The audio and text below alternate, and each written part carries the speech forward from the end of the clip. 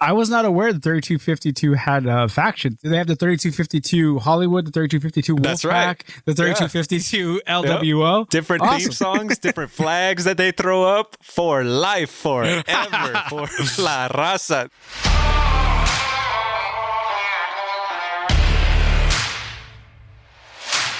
Thank you for downloading and listening to the West Box Score. We take a look at sports on the west side of the country, inside and outside of the box score. Here to do that with me is my co-host, my co-pilot, my co-captain, the Tommy Lasorda to my Fernando Valenzuela, Donald Paz. What's up, Donald?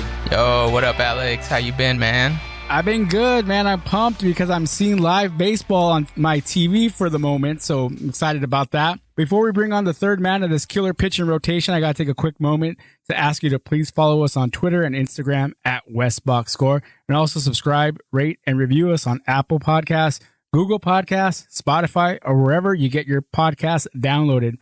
Now the man with a wicked screwball of his own from the Fox Crate Podcast, Sonny Hermano. What's up, Sonny? What's up? It's more of a fork ball or a knuckle ball that I like to throw every now and then. But I always refer to you as the knuckleball of the group, so that's funny. I'll take it. What's up, boys? How you doing? You good, man? Good to have you back on again. So before we get into the show this week, we got to take a moment to recognize what the women of the WNBA are doing. Before the game between the New York Liberty and Minnesota Lynx this past weekend, both teams walked off the court during the national anthem, and I got to say, that's probably the strongest political statement I've seen in sports since, the Colin Kaepernick taking a knee during the anthem.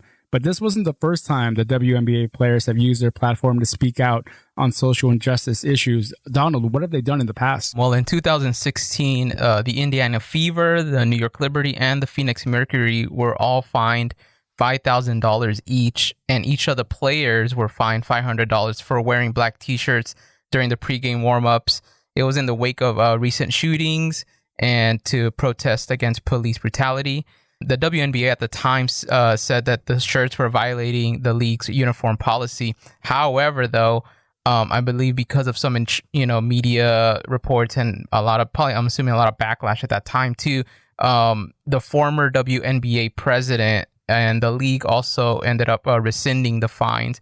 And the president tweeted out saying, we appreciate our players expressing themselves on the matters most important to them. We are rescinding the imposed fines to show them even more support. So what they did over this weekend by walking out was a really big hold my beer moment for sure. Totally, right. It was just so moving. As soon as I saw that, I'm like, that's it. All my chips in the WNBA pot. I love this, man. This is so cool to see athletes use their platform to speak out on this. And like we've always said, like we don't need sports right now during what's going on with, of course, the pandemic and the social justice issues that are going on in the world. But if they are going to give them to us, if our athletes are going to play, then they might as well use that time to do this. So big ups to these women and such strong characters on the court there. That's unbelievable. Sonny, do you have anything to add? No, I mean, no, you were spot on. The only thing I'd want to throw out there is a quick shout out to Kyrie Irving for stepping up and donating. I think it was 1.5 million to all the WNBA players that opted out. I thought that was a huge move, man. Sometimes Kyrie says some questionable things, flat earther, stuff like that. But on this social tip, on the social front, he's been, far and away one of the leading advocates for it, and it's been awesome to see. So, shout out to Kyrie for that. This is one of those things where I brought up really quickly to Donald over the weekend while I was watching Championship Sunday in the Premier League. They were promoting the fact they were going to cut away from that coverage to bring us NBC's News' coverage of the John Lewis Memorial. But as a sports fan, once again, this narrow-minded sports fan, I'm like, I got to see my sports. What the heck? You're going to cut away? But it's just this touching movement of John Lewis's casket going over the Selma Bridge, which is like, in that moment, it hits you. This man did such a great thing in his life. And as people, we can only hope to do good things in our own lives. Like in any little facet, that nobody's perfect, but do one good thing. And you kind of hope that that's going to make you be remembered for that. And it's just incredible to see. Yeah. Which just shows you how much sports are the backdrop backdrop to society. And it's so important that we see the good that people do as not just athletes, but as the people that they are. So we have to recognize that as well. Yeah. So as we continue looking at sports here on this podcast, the MLS is back tournament kept going, even with the Galaxy not involved. The LAFC was involved over the week. Wait a minute. Don't we need like a Donald to update us on what we've missed in the last week? From the Galaxy's point of view? Well, just period. I mean, sure, the Galaxy did. Let's not pretend like the Galaxy didn't play here at any point. You know what? You are right. I forgot since the last time we did a podcast. You're right. The Galaxy did play. How did that work out for us, Donald? I kind of watched the game here and there. Really was not really into it, given that I already knew they were out. They tied. Stop smiling, Sonny. I believe it was Pavon that drew the game. Penalty kick. Surprise there that Sam Pavon, according to New York City. That's right. Oh, that's right. That's right. Okay, yeah, that's true. Yeah, because if Houston had won, then they would have had 4 points, which would have advanced them to the round of 16. But because they drew, NYCFC advanced with 3 points. And I did the math on it because I was saying if the Galaxy win, they'll have 3 points, and NYCFC was at -2 goal differential. The Galaxy were at -5 prior to the match. So if they make 4 goals, they'd be at -1 and they would go in. But that was a stretch. Obviously, I knew that, but I was praying for miracles, and I guess it just didn't happen. The Lord wanted them to come back to LAX. Sam Pavon didn't answer our prayers. No. I was more upset watching that game in the 96th minute or whatever it was of extra time, where Zubac had a clear shot, but he stopped running on that play. And that would have been the goal, to at least give the Galaxy a win in this tournament, to at least go away with one win. Not only that, it would have been their first actual proper goal of the whole tournament that wasn't a penalty kick or a own goal. Well, Chicha only had one goal that was a proper goal. Oh yeah, Chicharito, but that was with 10 men on the field. So even then, so Portland many rules for a proper goal. Is that how soccer works? There's a long list, man. We're gonna go over that for you. Don't worry, I'm working on the document for you, Alex. We'll get you caught up real soon. Don't worry. That's the spin-off series podcast. I can't wait for that one. That's not how soccer works. But proper goal aside, the Galaxy did not advance to the knockout stage. LAFC did. They played over the week. It was a very exciting matchup. Had this, this playoff atmosphere because it's a knockout round game. Well, let's backtrack. Wait, they put themselves in a tough spot, to backpack. You want to go over Portland again? Oh yeah, against Portland. Let's just touch over that just a little bit because they of course drew against Portland, although they were winning that game 2-1, and then they ended up conceding the late goal and essentially giving the group away to Portland, which at the time was kind of upsetting, to see, because as the bracket was shaking out, we were going to get FC Cincinnati, the new franchise that I think anybody would say that's who we would have preferred to face rather than the Seattle Sounders, the reigning MLS champs and the team that just knocked us out last MLS playoffs. And that wasn't in the cards. That's not how it went down. Instead, we got to face Seattle. And Donald, how did that go? The LAFC won convincingly against Seattle, which was a really, really interesting game to watch. It was definitely a playoff game for sure. It was crazy seeing how in control LAFC was.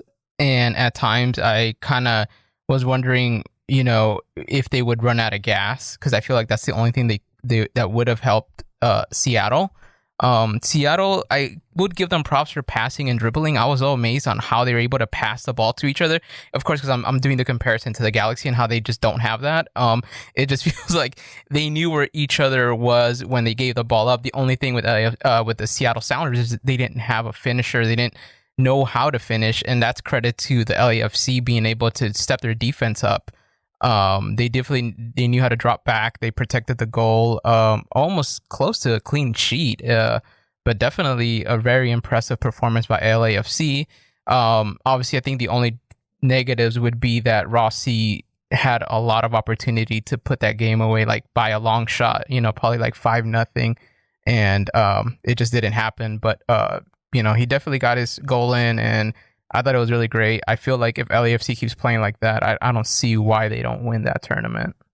The 4-1 score should have really been maybe 8-1 score. It easily could have been, and it should have been, which is the only bad thing you could take away from this game that you could say that LAFC didn't accomplish there. Everything, but as I mentioned in the group text between us all, that LAFC here does look like the tournament favorite, and then I understand why now, because of how they played against Seattle. So big ups to you, Sonny Hermano. Please give us more of your LAFC insight. I just want to take this in for a second. I want to marinate what you just said, what just came from your mouth right now. Chew on it a little bit.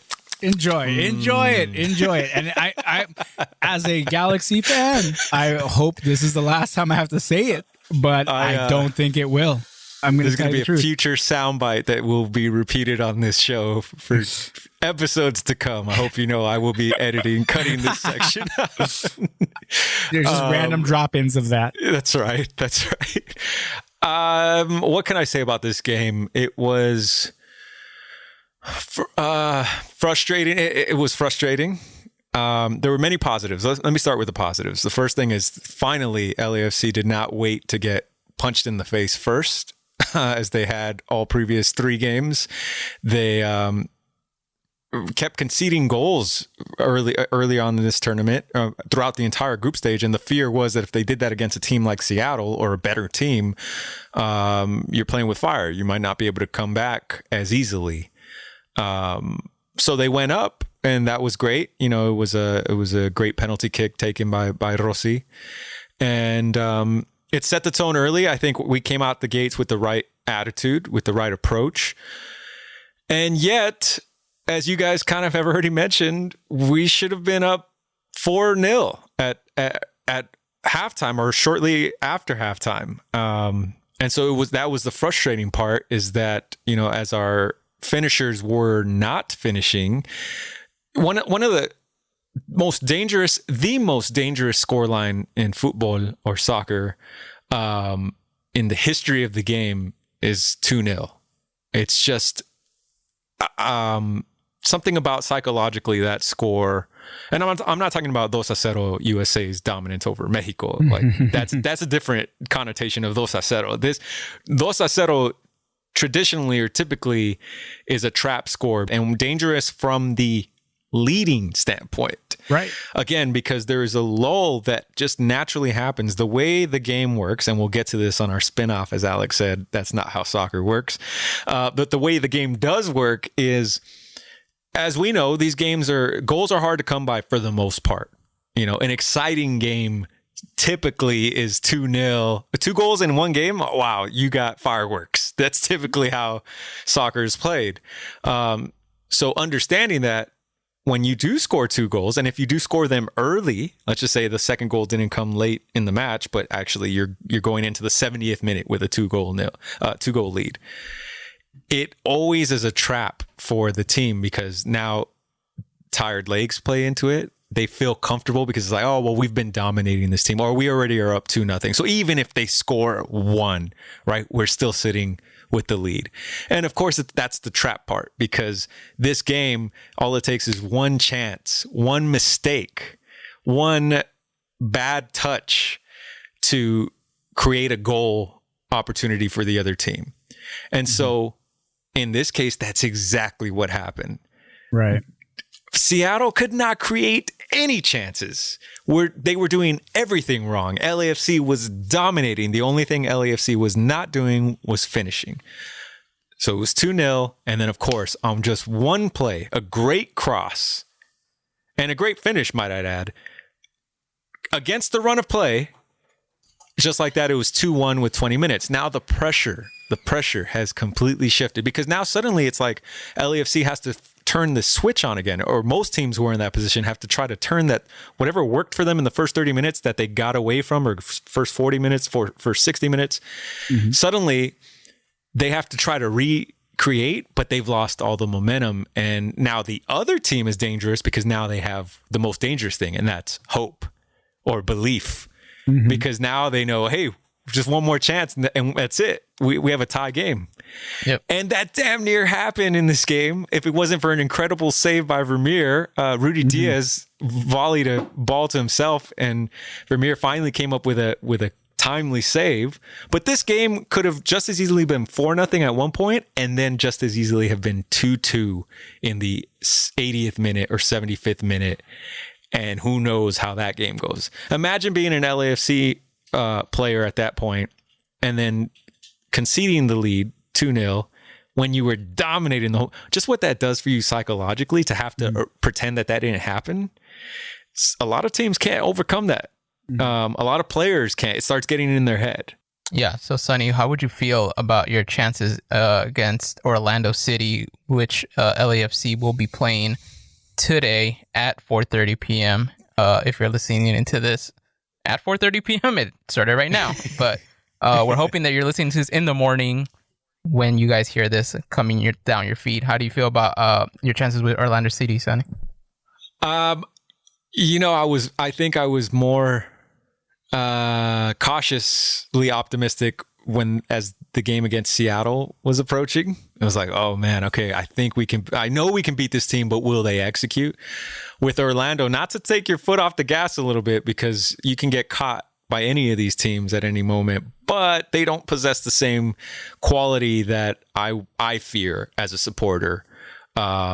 They do have some talent on the field. Obviously, it's a quote unquote home game for them, and that they're the host of this tournament. Exactly. But there's no fans, so that really doesn't matter. It shouldn't matter to LAFC. It shouldn't affect anything. Yeah.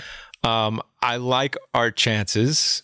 I'm going to stick my neck out and put a prediction for today's game, and I will say LAFC wins 3-1. Yeah. Lock it in. Lock it in. And go to Vegas. Edit this out like it never happened. If you download this podcast on Saturday, this will completely be edited out. Just so you know. Exactly.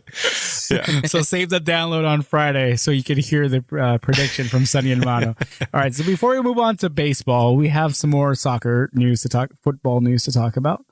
The NWSL women's team, Angel City, is finally getting a supporter group. There's and we're all on board as supporting this group, all three of us here, because we are football fans and pro women athletes, of course. However, there's already drama, as you know there would be in any supporter group.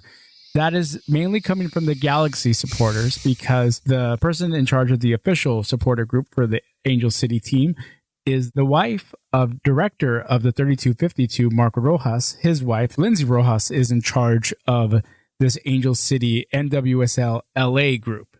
Now, there's another group going on. This is the unofficial supporter group, which is led by mainly Galaxy supporters. And I love the head shaking already from Sonny Hermano here.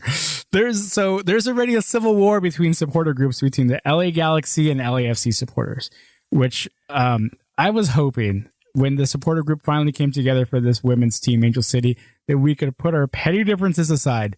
LA Galaxy supporters and LAFC supporters could unite and support women's sports. That is already not happening. Are you surprised by this at all, Sonny? At all? No. Why? Why? Why though? Because it's what we've talked about in supporters versus cheerleaders. I know we haven't had that full discussion yet, but there's a little bit of that baked in here. Okay. And it's the Galaxy cheerleaders versus the LAFC cheerleaders that are basically creating this dissension already. Right. And it's ridiculous. It's the fact, I don't care who started it. I mean, let the record state, as you noted, it is Galaxy supporters that kind of started this petty beef. Right. But LAFC supporters carry it on and they keep going with it. So it's just annoying. But I'm not surprised, to answer your initial question. I'm not surprised that this is what's happening as a result, because I don't know if it's Latino culture that's mixed into this also, but the whole, something about like, oh, you think you're bad? Like that mentality, that we have amongst our own folks, our own people sometime, where it's like, right. Oh, you ain't shit, blah, blah, blah, blah, blah. It's like, right. Come on, man. Like sometimes we're too focused on putting each other down as opposed to all lifting each other up in our culture. And this is just another example of that. And it's annoying, because this has the potential to be, as we talked about a couple episodes ago or last episode, this has the potential to be something really huge for the sport and really huge for women athletes and younger athletes, who are aspiring to be in this league and to get to that level and all the fortunes that come with that, hopefully. And yet here, it's almost like stay the fuck out of it, LAFC fans and Galaxy fans. Like, you know what? Just let the women do it. Yes. You know what I'm saying? Said. Like, let them start this. This is why you can't have nice things, because you fuckers, like, you know what I mean? Like, that's just how I feel about it. I agree. It's this whole, we want to instill, as LAFC fan or LAFC supporters, we want to instill our ideology to this new team. Is as LA Galaxy supporters, we want to instill our ideology into this new supporter group. Like, no, let them have their own supporter group. And if you want to be involved, be involved. But the ideology for this new supporter group will have their own identity. Let them have it. Don't try to make the LAFC supporter group what worked for them isn't necessarily going to work for you guys. But that's not a bad strategy, though. But take the good from both. Take the good from both sides. I thought it was a smart move to bring both Lindsay Rojas and her husband, Mark Rojas, who I don't know what capacity he's maybe helping her with, or if any at all. I'm not sure. But it just on paper, from a business standpoint, it's a smart move. But the problem is that these fans aren't thinking business. They're not thinking big picture. They're thinking petty little, oh no, it's because it's not my idea. It's not the good idea. You know what I mean? Because it's their idea. And so again, it was a smart move. It shouldn't matter that person had ties or that those people have ties with your quote unquote rivals. But they also have ties with your rivals, the San Jose Earthquakes. Those aren't our rivals. San Jose rivals are not our rivals. That was your first Clásico before we became the Clásico. So yeah. Well, that's the thing too, is that there's that part of it where because Mark Rojas has like a history that obviously Galaxy fans just don't like him. Mark Rojas and Lindsay Rojas both wearing San Jose Quakes jerseys and saying, "Go Quakes, # beat LA." Yeah. Beat That's LA fine. Galaxy. That's what the LAFC didn't exist, you fool. But then see, that's the thing. Like, I do understand that because they helped build the 3252 that, obviously the LA, it just, the optics of it make it seem like it's more an LAFC thing, which is where kind of like the petty Galaxy fans start to come in and point that out, which shouldn't matter. I mean, personally, for me, it really shouldn't matter. But I know that, like, we're starting to see this thing unfold on the internet, and I believe with Alex, we were talking about what should, Angel City FC or whatever the name of the team is going to be called. What are they going to have to do if it becomes like if it gets too much of this online thing, Because sometimes people pay attention to that. Then they should just align themselves 100% with LAFC at this point and just say, fuck off, Galaxy fans. It's either we tried to get you in on this, but you guys tried to bring up some petty shit, and now there you go. Now you can't have it anymore. Because that's essentially what they're doing. That's essentially what they're doing. Because I understand why the Galaxy supporters feel that way, in the sense where, like, they're letting somebody who's in charge of the LAFC supporter group be in charge of this new NWSL women's supporter group. So they're pretty much saying that. And if they really wanted to just create this organic supporter women's supporter they're not group, saying that you're saying that by hiring an LAFC, a successful LAFC marketing team, that just by de facto they're already alienating or saying Galaxy fans kick rocks. That's what you're saying? That's what I'm seeing. That's what they're all saying online. And once again, I'm saying the worst way to get a sample size of a supporter group is the online community because they hate everything, right?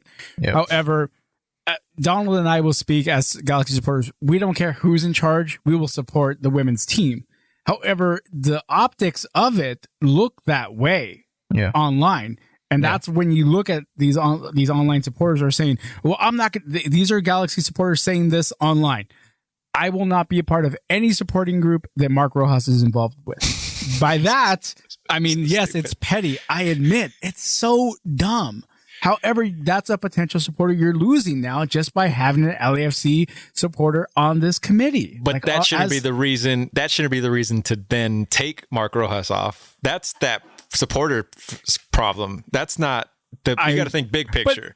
You're telling me the cancel culture doesn't exist? And cancel culture exists, but again, cancel culture for what are we canceling for exactly? For him being a San Jose Quake supporter. That's the stupidest shit I've ever heard. That's the only reason to cancel anybody. Cancel anybody who's a San Jose Quake supporter. I'm canceling that too. I'm obviously joking. It does not matter who you support. Just support women's sports. At the end of the day, I'm hoping that the Galaxy supporters and LAFC supporters can unite over this because in MLS, in men's football, pick your team, stay loyal. That's fine. Unless you're a San Jose Quakes fan, stay loyal. But it's for women's sports, we only have one LA team, and that's where we can unite as LA football fans, whether it's the football club or the Galaxy. Yeah, it's the dumbest thing ever. Okay, where do we stop? Where do we draw the line here? If the Lakers were to, let's say, be the marketing head for this team, right? And we were to say, well, nah, as LAFC fans, we're going to be like, well, nah, fuck that. The Lakers are in bed with AEG, who's in bed with the Galaxy. Who it happens like that, though, so all the time. We're not going to even... No, is it an LA thing or not? Now, maybe Galaxy fans can't wrap their head around this because they're not in LA, so I don't understand. Maybe that's the problem here. Here it is again. Here it is. Well, the thing is that we already are seeing that there is another supporter, an unofficial supporter group that feels like it's got started by Galaxy supporters. Oh, is it the Carson wing? That's already there. The Carson wing. The Carson wing of. But they already have the Facebook page, the Twitter page, and all that. So they're really throwing they're throwing themselves down like, hey, like this could be a different. And then I don't know how I feel about having multiple support groups. The Galaxy have that, and it's kind of weird at times. Like LAFC have it also. LAFC have little factions within their. No, I saw that. I saw it on the website. Yeah. But it's different because the way it's organized, it just feels like they're all under the umbrella of the 3252. Correct. This is more like they're just completely different organizations that come together to watch this game. Yeah. But I was not aware the 3252 had a faction. They have the 3252 Hollywood, the 3252 Wolfpack, that's right. The 3252 LWO. Yep. Different theme songs, different flags that they throw up for life, forever, for La Raza. It's different. I'll just say this about I love supporter groups. I cannot myself be a part of one. I don't have the drum coordination to do that for 90 minutes. But I love the supporter groups exist. That's so awesome. And more power to you if you're out there with those drums, man. Yeah. Don't just one thing against supporter groups. Don't wear camo to the opposing fans. Well, let me ask you this. Let me ask you this to transition this over to baseball. Let me just ask this one question. Yes. If you we all know the Rams were new, but Donald would be a great example here of even though they're now in LA, but. Mm-hmm. Let's say you went to a San Diego Chargers game. I did. Okay, because you're a fan. Have you guys disclosed already what football teams you guys root for? I know it's complicated. We haven't touched the NFL because it hasn't happened. But yeah, I am a Chargers fan. I have gone to the queue, so yeah. There you go, Qualcomm, big. Yep. So okay. My question is, when you went to Qualcomm Stadium and you're with other fellow Chargers fans, right? and you guys are starting to talk. Let's say the conversation goes into, because sports transcends more sports. You start to get into baseball talk, and they see you with all the Charger gear. You're all decked out because you're a supporter for the Chargers. And then they say, dude, Padres are looking good this season, or I think we have a chance this season. Padres might win the division. And your heart just like shatters at that moment because you're like, wait a minute. I don't fucking care for the Padres. I'm a Dodger fan. I bleed Dodger blue. Yeah. It's like, are you going to suddenly stop talking to that dude? Because even though this one thing that you had in common, that you guys it was all gravy, but now that you know his true feelings, that he's also a Padre supporter, and you can't get behind that because the Padres are one of your rivals as a Dodger fan, are you going to be like, you know what? You used to be cool, but fuck you, man. I'm gonna, like, how do you reconcile that? Because most of your Galaxy peers, it sounds like the strategy they would take was like, oh, you're a Padres fan? Fuck you. I don't want anything to do with you rooting for the Chargers.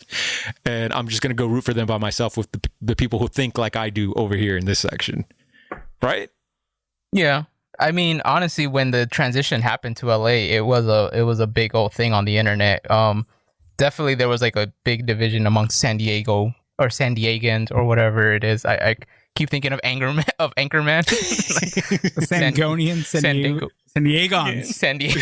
That scene where they're like, San they're all angry. Diego-ians. But yeah, a lot of San Diego people were really pissed. They felt betrayed, and I felt sad for them because I don't know what that feels like, but it feels like a really terrible thing. And I kind of was thinking, man, it kind of sucks that that this had to happen this way. I mean, I am happy that they're in LA, but obviously it was cool to go down to San Diego and stuff and go do stuff over there. But it's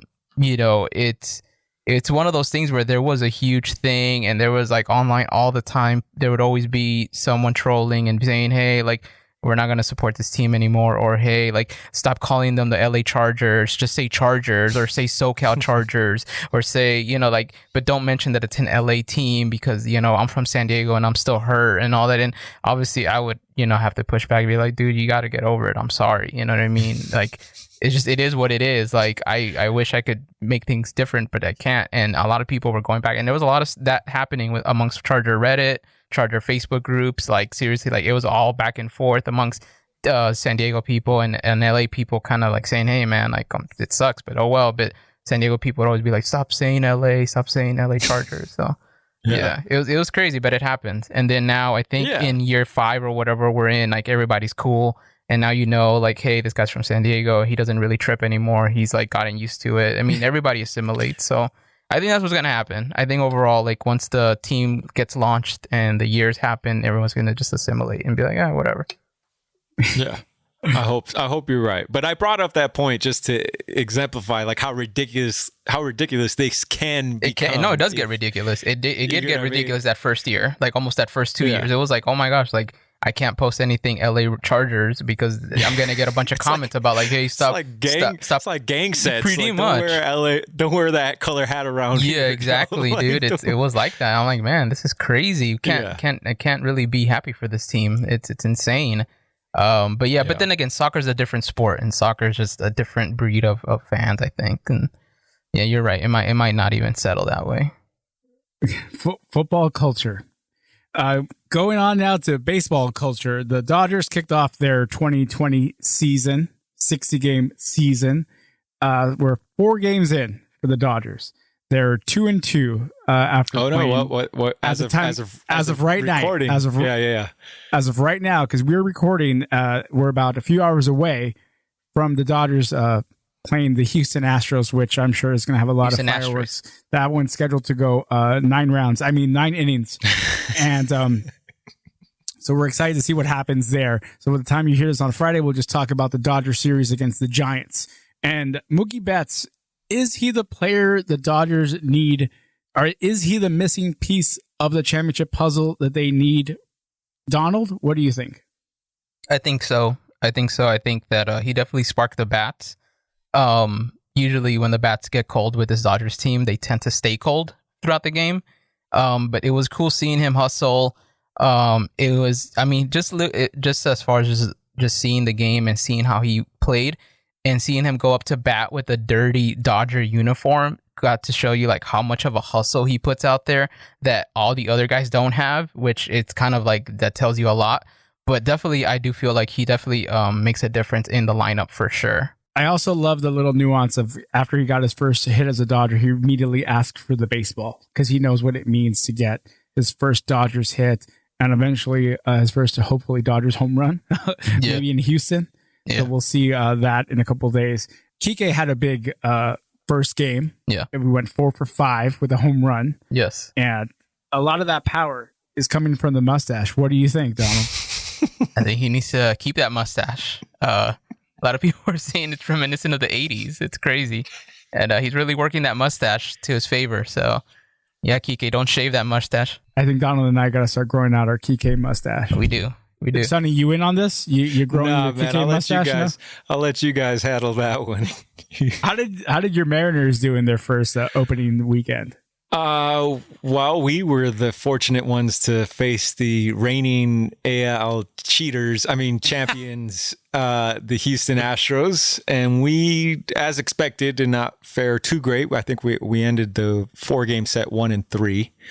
But I liked what I saw out of our young Bucks. So it was just nice to have baseball back for all 4 days before the season had gotten canceled by now when you're listening to it on Friday. Yeah. As of this recording right now on Tuesday, it is not canceled yet. So hopefully it's getting there. So hopefully on next week's podcast, we have another weekend of games to recap and not just tell you guys that the season got canceled, but it might be that way. The Angels also got their season started. Shohei Ohtani actually pitched a game. How did that work out for this? Did he though? Did he? Donald, when was the last time Shohei Ohtani actually pitched a game? Shohei Ohtani last pitched in 2018. He debuted this weekend and didn't record an out. And it was crazy because they had to pull him from the game. I believe he only threw 30 pitches.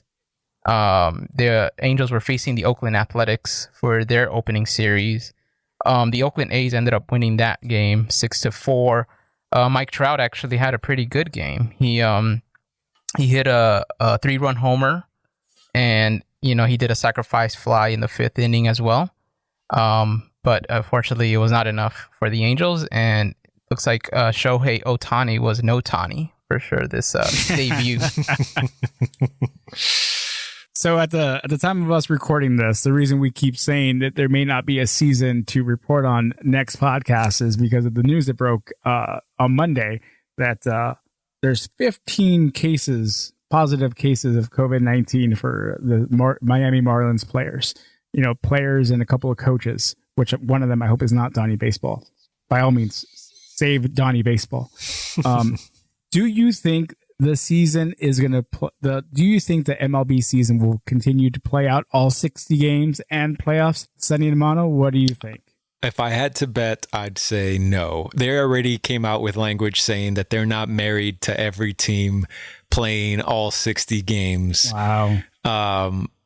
Meaning that they would then by default go into winning percentages to determine who gets into the playoffs as opposed to records. So it just was always it was, of all the sports that started back up, baseball seemed like the most reckless one in terms of how they planned for it. Not necessarily the sport itself, but all the other sports are in bubbles or have been in bubbles, or the NBA as of today, actually, when you hear this, has already kicked off its bubble. But MLB, for whatever reason, chose to allow all their players to continue to travel to their respective home stadiums. And not only that, in a condensed 60-game season, I think every team at most has 5 off days. So there's not much room there or opportunity there to make up games. And unless you're willing to kill your players by making them play double headers during the summer every other day or or twice a week, then I don't see how, in the event that this happens again, that there's another outbreak by another team, because of course it's a domino effect. I don't see how they're going to be able to get every team to play a full 60-game season, which, again, just illustrates how much of a joke this thing was from the beginning. Yes, I'm guilty of watching it. As long as it's happening, I don't feel great about it. But I think because I went into it knowing, well, it's like a train wreck, right? Like it's like hard to look away from a train wreck, and you just kind of enjoy it as it's passing by. And I hope for the players' safety, obviously, and the coach's safety that, this small outbreak that happened almost immediately was a wake-up call as to, hey, you guys better start implementing more stringent, policies. Enforce the rules. Exactly. That's all you got to do. Enforce the rules. There was rules placed. Exactly. Like no spitting, no grabbing, none of that. And you're seeing it open. They do that. Exactly. They celebrate. They High do fives, all that stuff. all that stuff. And they're not supposed to be doing all that. Exactly. And it's crazy to see that it's not being enforced. And I'm not saying that's the reason why it's spreading or why this happened, but it's like you can't go to what's happening right now with the outbreak, because this is an outbreak now, and not point to the fact that like you're watching on national TV that guys are not doing what they're supposed to be doing. Right. And it's ridiculous. So I feel like, like they got to enforce those rules. That's one of the things they have to do is enforce those no spitting rules, no high-fiving rules. But it's also, it's hard to social distance inside of a clubhouse, obviously, but inside of a dugout, I don't understand why they're all piled in the dugout there. And when we watch the football in Europe, they're not allowing their subs on the bench. They're all sitting in the empty stands. I don't understand why they're not doing that with the baseball team. Arrogance. With the baseball It's player. arrogance, man. It's stubbornness and arrogance. That's why they're doing it. I mean, they're going to make the case that, hey, part of the game is us talking in between pitches about our approaches and, how what we're seeing when this pitcher is throwing his curveball, and those are some of the in-game conversations, yes, that do happen in a dugout every game. But this, again, was not meant to be a regular season by any stretch of the imagination.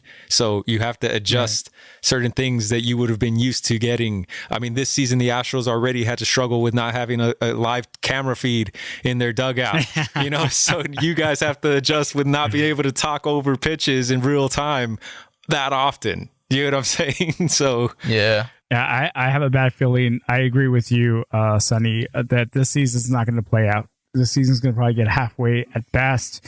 And I think it's just because sports can happen, but you have to have a bubble, at least in the United States. Yeah. In other countries, they've figured it out a little bit better than we have. Yeah. We're all for bubbles. So let's talk about the NBA bubble.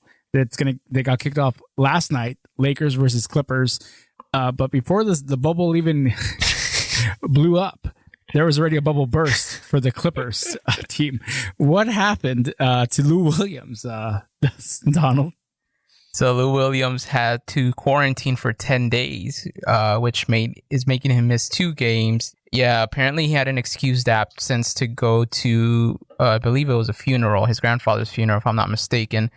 And he came back and they posted on social media. Well, I guess a rapper posted on social media a photo of him at a strip club. And I guess it got to the league offices, and then the league had to investigate. And even though the rapper took it down and said, hey, I was just reminiscing with Lou Williams, I didn't get to see the photo because I guess it got taken down so quickly. But which is funny. I thought someone would have screenshot it, but I guess I didn't dig deep enough. But I did see that someone posted that the mask that Lou Williams has was like the NBA issued one for the bubble. So this was not like a long time ago. This was recent. So I thought he was just getting wings. Isn't that what? Yeah, and then that was the thing that they asked him, and he said, no, I just went to go have dinner and stuff, so it's like, oh, okay. You went to go eat at a strip club, like, all right. So Lou Williams has to quarantine for 10 days.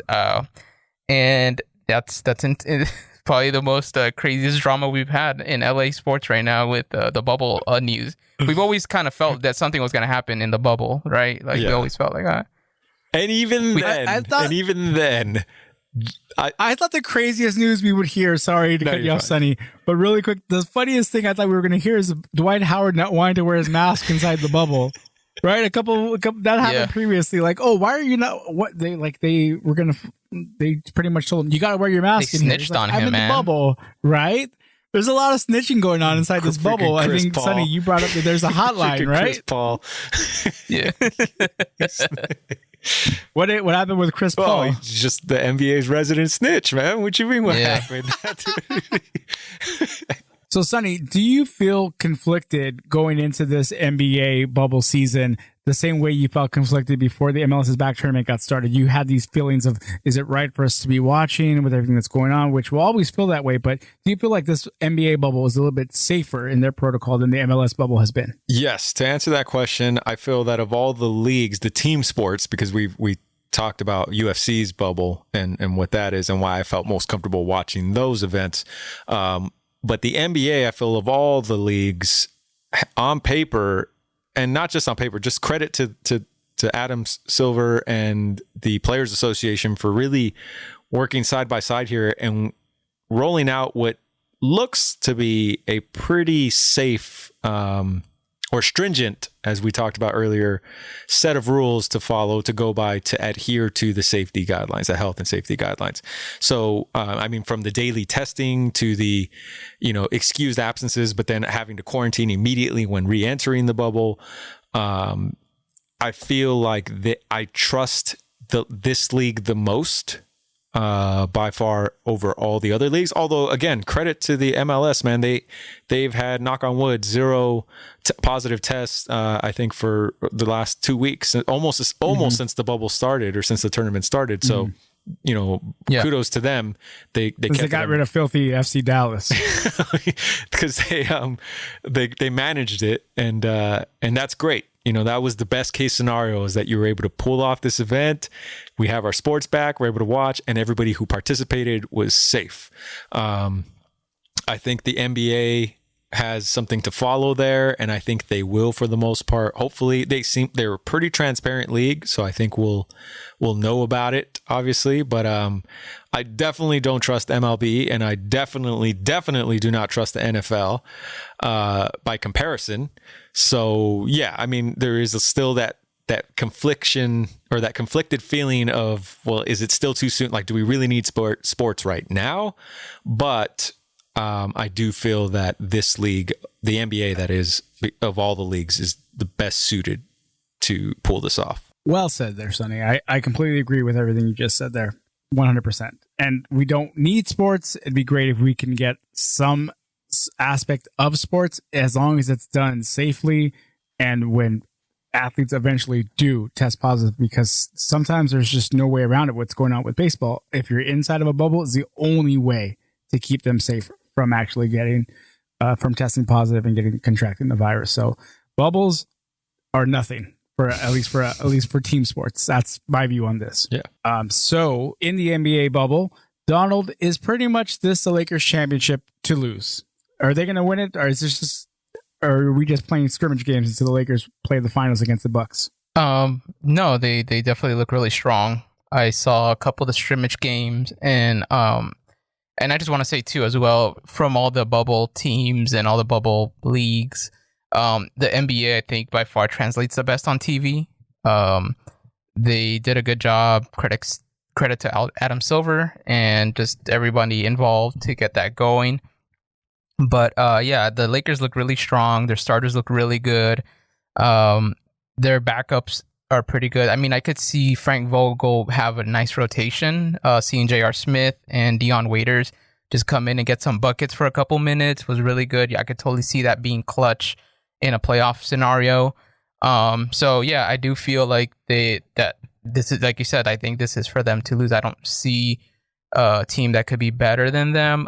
Even with the Clippers winning, I don't know. I mean, we'll see how they pan out, but I know that the Clippers also, you can't really sleep on them, but at the same time, I do feel that they I don't know, I just don't feel like they're as complete as the Lakers look right now. And I don't know if it was the time off that helped the Lakers out, because I think the Lakers were really they were really strong, but at the same time, I always kind of was scared that because they couldn't beat the Clippers, I think they barely edged out that one last game that they played against. It just felt like, I don't know, like I always felt that maybe the Clippers would be the roadblock. But I think now seeing them in these scrimmages and seeing how strong they look, I don't know, I feel like I'm feeling the opposite of it now. I feel like it's theirs for theirs to win. So, Sonny, do you think the Lakers are going to win this championship without a roadblock?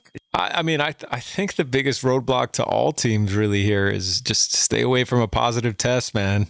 Like stay away from losing a key player for a substantial amount of time. I mean, the fact that Lou Williams had to miss the first 2 games, I mean, arguably we'll know, but I think it could, obviously it's going to hurt. That's one of their leading scorers.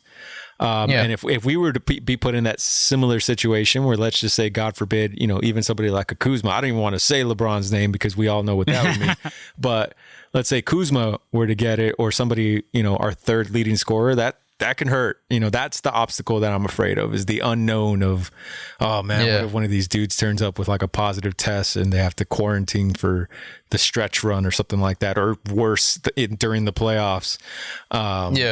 But outside of that, I totally agree with Donald. I think the addition of J.R. Smith and now implementing Dion Waiters fully it's going to hurt having Avery Bradley not here with us, but I think that between those two guys, they can pick up the slack.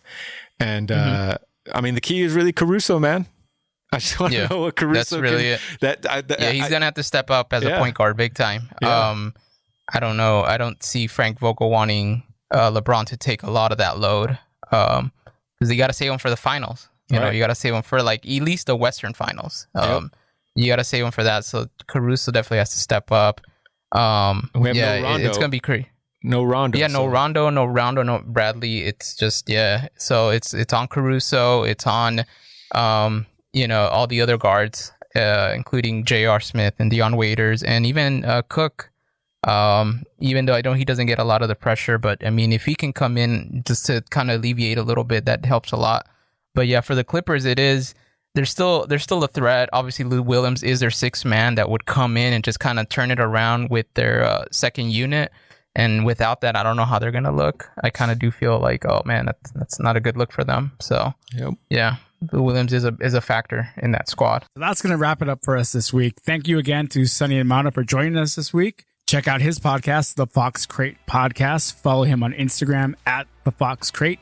Next week, we'll talk more about what LAFC is doing in the MLS Reopen Cup tournament. More MLB and NBA coverage. Wow, sports is really trying to restart during all this craziness, so I got to appreciate that, and hopefully it is still happening. Please be sure to follow us on Twitter and Instagram at WestBoxScore. Please subscribe, rate, and review us on Apple Podcasts, Google Podcasts, Spotify, or wherever you get your podcast downloaded. Thanks a lot. See ya. Peace. Later.